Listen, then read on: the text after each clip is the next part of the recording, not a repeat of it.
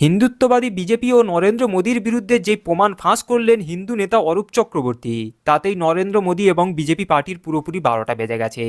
এই হিন্দুত্ববাদী BJP party এবং নরেন্দ্র মোদী যেই খবর চেপে রাখার চেষ্টা করছিল, যেই খবর গোপন রাখার চেষ্টা করছিল, সেটাই প্রমাণ সহকারে ফাঁস করে নরেন্দ্র মোদী এবং বিজেপি পার্টিকে মহা বিপদে ফেলে দিয়েছে।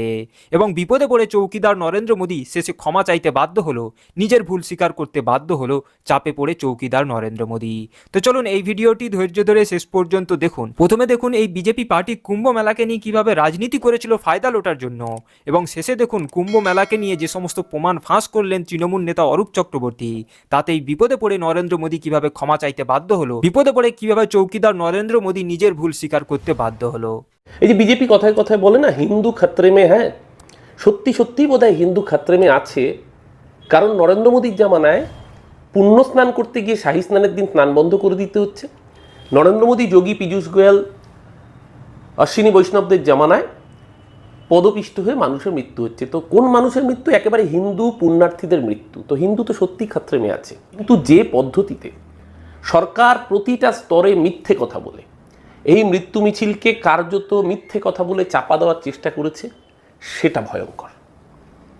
আপনাদের মনে থাকবে মৌনী অমাবস্যার দিন রাত্রিবেলা যখন খবর এলো, প্রথমে স্বীকারই করতে চাইনি মৃত্যুর খবর, পরে জানা যাচ্ছে স্ট্যাম্পেড হয়েছে।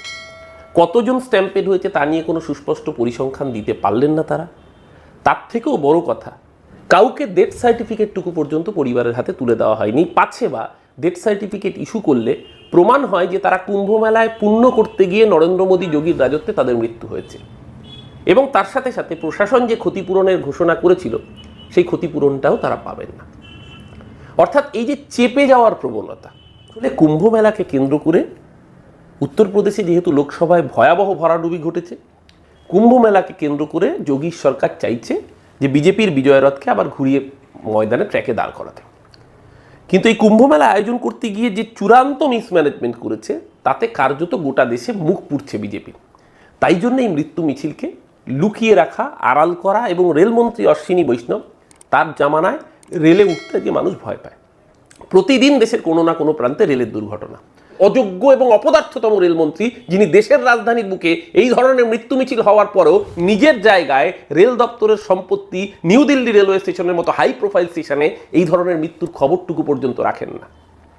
আসলে রাখেন না।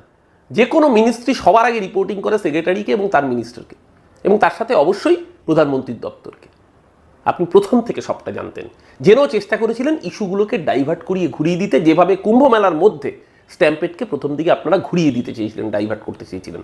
ধর্মকে হাতিয়ার করে, ধর্মকে ব্যবসা করে আপনাদের রাজনীতি সারা ভারতবর্ষের মানুষ দেখে দেখে বীতশ্রদ্ধ। এখন ধর্মের নামে আপনারাই সবচেয়ে হিন্দু ধর্মের খতরা বনে গিয়েছেন। সত্যি সত্যি হিন্দু খাতরে মে হ্যায়, এবং সেই হিন্দু খাতরে মে আর কারোর জন্য না, যার জন্য তার নাম ভারতীয় জনতা পার্টি। সারা ভারতবর্ষের সোশ্যাল মিডিয়ায় বিষয়টা ছড়িয়ে গেছে। আপনার আমার হোয়াটসঅ্যাপে ভিডিও চলে এসছে, ভাইরাল হয়ে গিয়েছে স্ট্যাম্পেডের ঘটনা। তারপরে আসরে নামলেন খোদ মহামহিম 56 ইঞ্চি দেশের প্রধানমন্ত্রী। তিনি বলছেন 12:56 রাত। নরেন্দ্র মোদী কার্যত স্বীকার করতে বাধ্য হলেন যে মানুষরা চলে গিয়েছেন তাদের পরিবারকে, স্বজনকে তিনি সমবেদনা জানাচ্ছেন।